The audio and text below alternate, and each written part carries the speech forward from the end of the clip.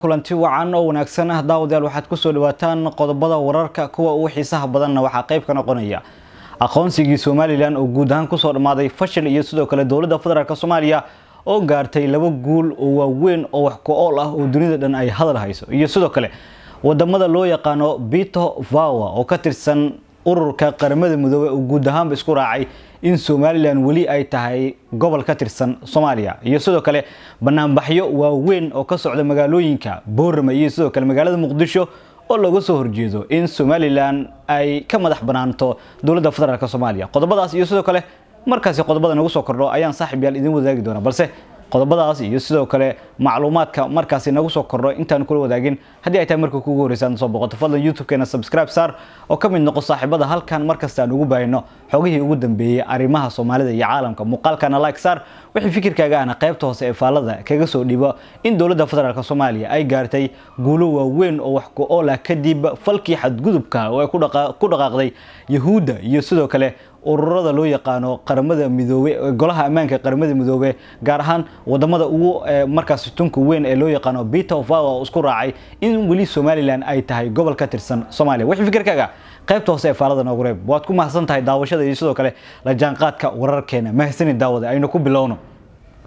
golaha ammaanka ee qaramada midoobay oo shir xasaasi ah markaas yeeshay kaasi oo ay kaga arinsanayeen arrinkii Soomaaliland ee ahaa kadib markii Yahuudu ay Soomaaliland u aqoonsatay in ay tahay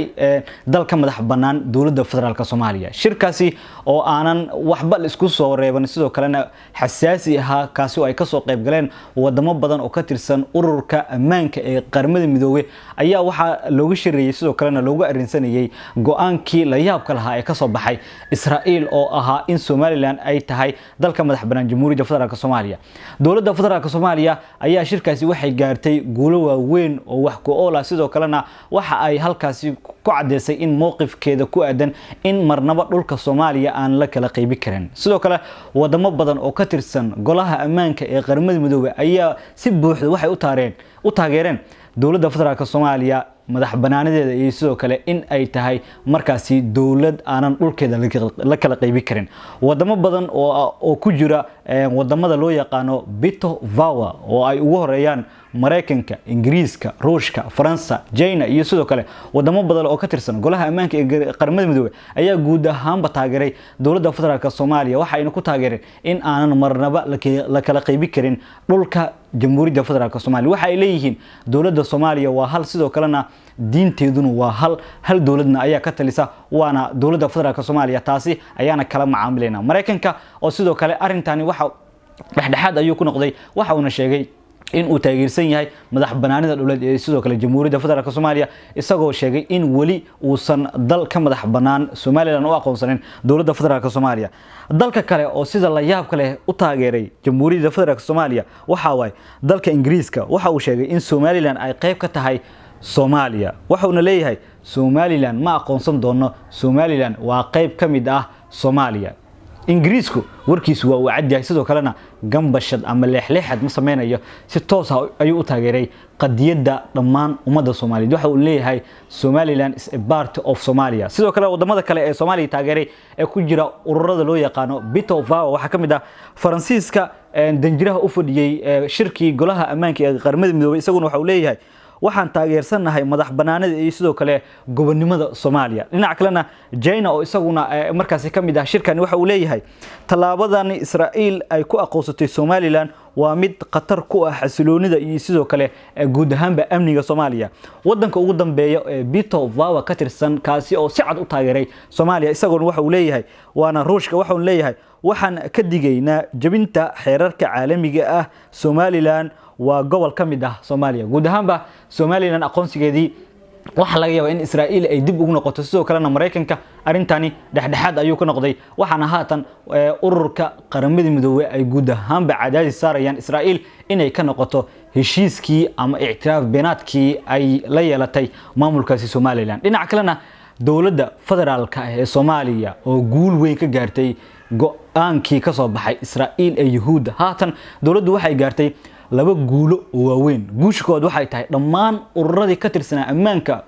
ee qaramada midoobay waxa isku raaceen in Somaliland ay tahay qayb ka mid ah Soomaaliya guush labaad oo ay gaartay waxa waay in dowladda federaalka Soomaaliya isbuuc soo socdo ay la wareegi doonto guud ahaan golaha ammaanka ee qaramada midoobay madaxweynaha jamhuuriyadda federaalka Soomaaliya Xasan Sheekh Maxamuud ayaa safar degdeg ah waxa uu ku gaaray dalkaasi Turkiga si uu kaga arinsado xaaladda gobolka oo xadgudub aan Yahuudu ay ku soo qaaday dhulka jamhuuriyadda federaalka Soomaaliya dhinaca kale hadii ay noqdo banaanbaxyo waaweyn oo laga soo horjeedo go'aankii Yahuuda ee ah in Somaliland ay ka madax banaan tahay Soomaaliya waxa uu ka socdaa gudaha tuulada ciyaaraha Stadium Muqdisho ee magaalada Muqdisho guud ahaanba waxa isugu soo baxay dhammaan shacabkii ku dhaqnaa 20ka degmo ee gobolka Banaadir uu ka gooban yahay shacabkuna waa ay soo buux dhaafiyeen garoonka tuulada ciyaaraha oo ku dhawaad lagu qiyaaso inuu qaado 65,000 oo taageer dhammaan ummadaasi Soomaaliyeed waxay u soo banaan baxeen in ay mideeyaan mowqifkeeda ku aadan in wali Soomaaliya ay tahay ama Somaliland ay tahay qayb ka mid ah Soomaaliya dhinaca kale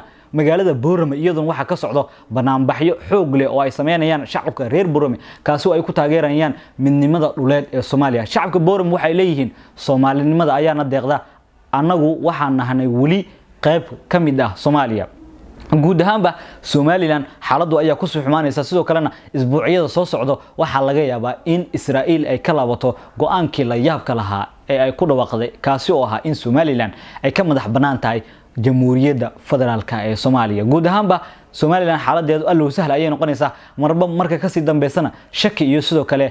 markaasi niijab xoogan ayay la kulmayaan madaxda Somaliland ee ugu horeeyo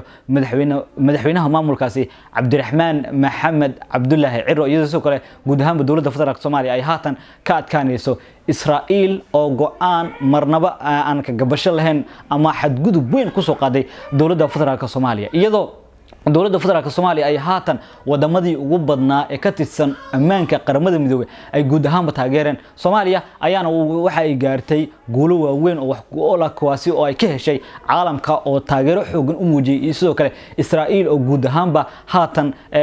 taladii uu garabkeeda ka baxay Netanyahu ayaa haatan lagu cadaadinayaa inuu ka laabto heshiis beenaadkii uu la gaaray maamulka Somaliland oo wadamo badan oo caalamka ka tirsan ay wali u aqoonsan yihiin in Somaliland ay tahay qayb ka mid ah Soomaaliya guud ahaanba haatan dowladda federaalka Soomaaliya dhankii ahaa in Somaliland ay ka godo guud ahaanba haatan waa iska soo xiraysaa sidoo kalena guulo waaweyn oo wax ku ool ah ayay marba marka ka sii dambaysa dowladda federaalka Soomaaliya xalay ninkii u fadhiyay golaha ammaanka ee qaramada midoobay kaasi oo lagu magacaabay Danjire Abuukar Beyle wallahi billahi ninkaas midnimada Soomaaliya meel cad ayuu ka istaagay sidoo kalena waxa uu si cad u istaagay micnaha u difaacay qarannimada iyo sidoo kale madax banaanida dhuleed ee jamhuuriyadda federaalka Soomaaliya waxa uu leeyahay Soomaaliya waa mid sidoo kalena marnamo ma laga yaabo in qayb ka mid ah Soomaaliya ay ka kala go'do sidoo kalena Yahuudu dana siyaasadeed oo gaar ah markaasi ay ka yeelato markii ninkii Israa'iil ku matalayay golaha ammaanka ee qaramada midoobay waxa markasta markii Danjire Abuukar Beyle uu hadalkiisa si watay waxa uu lahaa look at me Soofir ayuu ku celinayay Danjiraha Soomaaliya geesiga qaran ee u soo baxay ummadda Soomaaliyeed marnaba ninkii Israa'iil markaasi u fadhiyay golaha ammaanka ee qaramada midoobay xitaa hal mar ma fiirinin geesiga Soomaaliya u soo baxay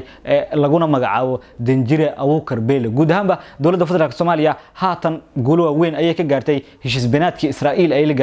maamulka Somaliland guud ahaanba wixii warar ka soo kordho xaaladda guud ee dalka halkan kala socdo ee dowladda federaalka Soomaaliya sidoo aragtaa in guulo waaweyn oo wax ku ool ah ay ka gaarto dowladda ama markaasi Yahuuda Israa'iil wixii fikirkaaga qaybta hoose ee faalada noogu reeb